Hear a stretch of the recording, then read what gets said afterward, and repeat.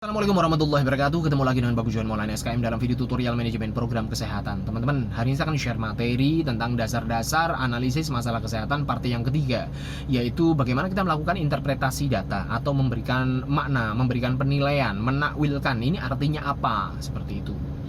Kalau part yang pertama kemarin saya sudah share kepada Anda bagaimana kita melakukan pendefinisian. Ini perbedaan dan persamaan dari data yang kita peroleh itu apa saja. Nah, setelah itu part yang kedua adalah kita melakukan kategorisasi, melakukan pengelompokan. Ini kelompoknya apa? Berdasarkan dari persamaan dan perbedaan data tersebut. Dikelompokkan. Nah, setelah itu, ini part yang ketiga adalah memaknai. Jadi setelah dikelompokkan seperti itu, kita maknai. Ini maknanya seperti apa? Jadi yang namanya hasil analisa itu harus sampai dengan level pemaknaan atau interpretasi data. Jadi jangan sampai Anda memberikan data mentah masih berupa pengelompokan itu ke atasan Anda. Pak, ini yang saya peroleh, silahkan dimaknai sendiri, silahkan ambil keputusannya. Jangan seperti itu, Mas. Atasanmu lagi-lagi itu juga belum tentu memiliki pengalaman, background pengetahuan yang sama dengan dirimu. Belum tentu atasanmu itu pernah menjadi programmer seperti dirimu. Jadi pengetahuan dia ini juga akan mempengaruhi bagaimana melakukan pemaknaan gitu loh. Jadi kalau misalkan semuanya diserahkan kepada atasanmu untuk memberi makna, bisa jadi dia makna yang lahir akan beda, makna yang lahir akan keliru, lalu ngambil keputusan juga keliru. Kalau misalkan Anda memberikan data-data yang mentah seperti itu, atasanmu juga bingung. Ini maknanya apa data-datamu seperti ini? Kalau hanya sekedar distribusi frekuensi, ini sekian persen proporsinya dan sebagainya, lah maknanya terus apa? So what gitu loh, data ini belum bicara gitu loh. Maknanya apa? Mana yang dianggap urgent, mana yang dianggap penting, mana yang harus diprioritaskan terlebih dahulu, mana yang gawat darurat, mana yang duluan terjadi, mana yang belakangan, mana yang disebut penyebab, mana yang disebut dampak dan sebagainya. Ya, jadi makna ini bisa banyak gitu loh, bisa ditafsirkan oleh banyak orang dengan banyak makna. Nah, terus ini yang mana yang mau dipakai maknanya, seperti itu. Ilmu tentang pemaknaan ini kalau dalam filsafat bisa Anda bicara dalam konteks ilmu hermeneutika. Dari ilmu hermeneutika itu kita bisa mempelajari tuh bagaimana sih cara memaknai sesuatu. Sedikit akan saya buka di sini ya. Yang namanya makna itu lahir dari yang pertama nih, bagaimana fenomena itu muncul di hadapan Anda. Nah, misalkan Anda mengetahui sesuatu, lah ini apa yang nampak nih di hadapan kita? Kita melihat permukaan sini. Lah, kalau yang nampak adalah permukaan sini, bisa saja itu artinya A. Tapi begitu kita melihat sisi yang sebelah sini dari permasalahan tersebut, oh ternyata maknanya beda. Ini menimbulkan atau melahirkan makna B. Sebelah sini kita lihat, wah beda lagi nih. Jadi apa yang nampak kepada kita dari sebuah fenomena itu bisa melahirkan makna tertentu. Nah, makanya kalau Anda melakukan pengkajian, Anda melihat yang mana dulu nih? Yang Anda lihat depannya, belakangnya, kanan kiri, atas bawah, atau mana? Karena masing-masing sisi bisa melahirkan makna tertentu, seperti itu. Terus makna ini juga bisa lahir dari proporsinya. Dia merupakan bagian dari komunitas apa. Misalkan ini masalahnya segini, terus ternyata dia adalah merupakan anggota dari kelompok apa, anggota komunitas apa, proporsinya adalah berapa persen dari seluruh komunitas ini. Nah, ini juga menimbulkan makna tertentu. Oh, berarti permasalahannya ini sekian persen, berarti penduduk yang terancam adalah sekian persen, berarti penduduk yang lain yang kira-kira memiliki resiko rentan terhadap masalah yang sama berarti sekian persen. Nah, kan maknanya beda-beda, Mas. Itu bisa saja makna ini lahir dari saat kita melakukan relasi atau menghubungkan dengan materi yang sama, materi pemikiran yang sama, maksudnya seperti itu. Masalah di sini, coba akhirnya kita relasikan dengan masalah yang serupa di tempat yang lain. Loh kok beda ya? Loh kok sama ya? Artinya apa ya? Seperti itu. Apakah ini penyebabnya sama? Nah, seperti itu. Apakah karakteristiknya sama? Apakah etnografinya atau budaya masing-masing orang kok sama? Kenapa dari masyarakat di sini dan masyarakat di luar sana juga mengalami permasalahan yang sama? Bisa jadi etnografinya sama, bisa jadi karakteristik dari penduduk itu sama, bisa jadi kerentanannya sama, seperti itu, Mas. Bisa jadi perilakunya sama, kebiasaannya sama, seperti itu ya. Jadi maknanya akan beda lagi tatkala kita merelasikan dengan materi yang sama di daerah yang berbeda.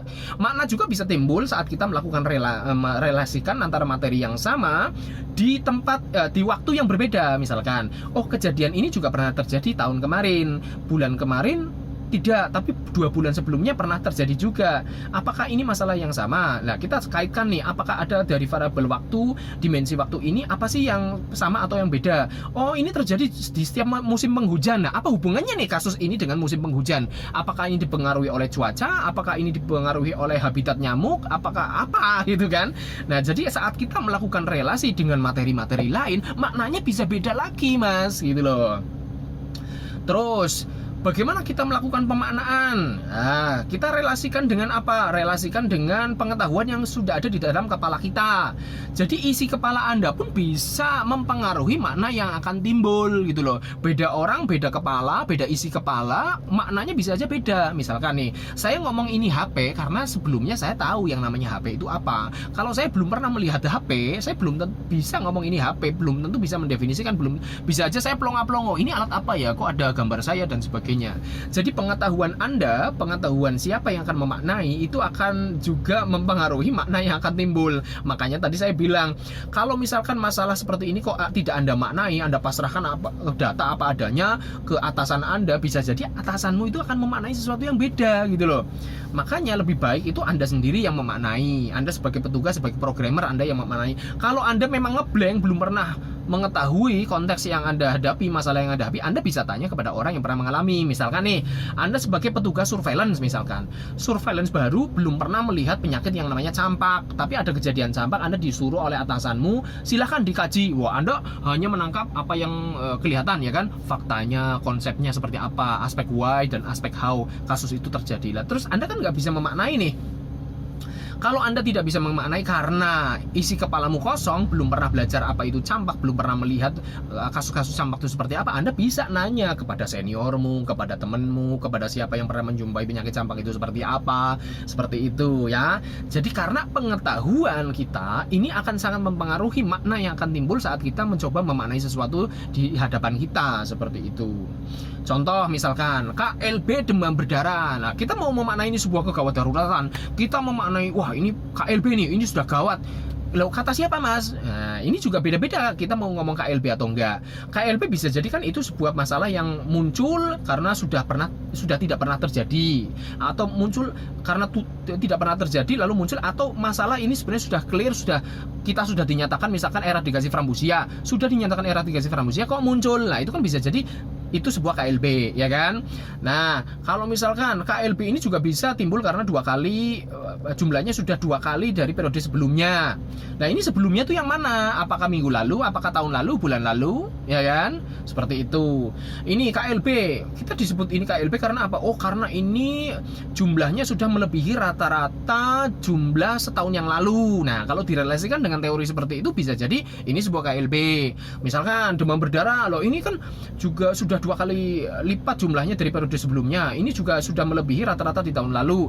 Tapi ada konsep juga bahwa DBD itu memang ada siklus 5 tahunan atau siklus 7 tahunan. Maka kita akhirnya, oh ya ini sesuatu yang wajar, memang ada siklus 5 tahunan, jadi belum tentu kita sebut ini sebuah KLB. Nah, ya kan? Nah, konsep-konsep seperti itulah yang bisa mempengaruhi pemaknaan. Bagaimana kita melakukan pemaknaan bahwa ini gawat, ini darurat, dari mana? Nah, tentu konsepnya, ilmunya Anda harus tahu. Yang namanya DBD itu siklusnya seperti apa dan sebagainya. Nah, kalau Anda sendiri bodoh, Anda sendiri otaknya kosong, tidak tahu teori konsep dari permasalahan kesehatan itu, bagaimana Anda mau memanai ini gawat darurat atau tidak gitu loh.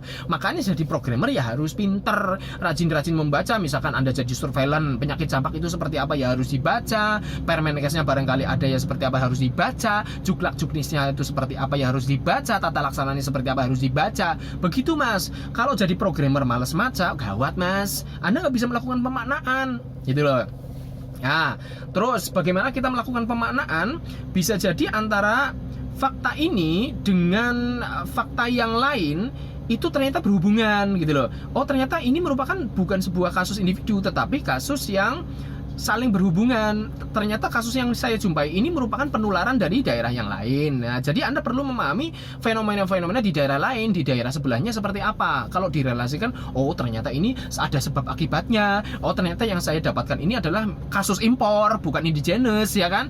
Oh ternyata kasus yang saya dapatkan ini merupakan transfer dari daerah lain yang melakukan transmigrasi dan sebagainya. Ya, jadi kita bisa melakukan pemaknaan itu dengan banyak hal, merelasikan berkaitan dengan banyak hal.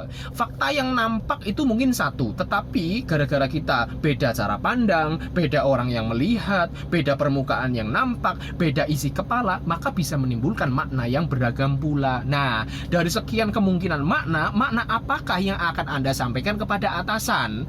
Hasil dari analisamu itu akan sangat menentukan proses berikutnya. Maka canggihlah otakmu dalam memaknai sesuatu. Terima kasih. Assalamualaikum warahmatullahi wabarakatuh.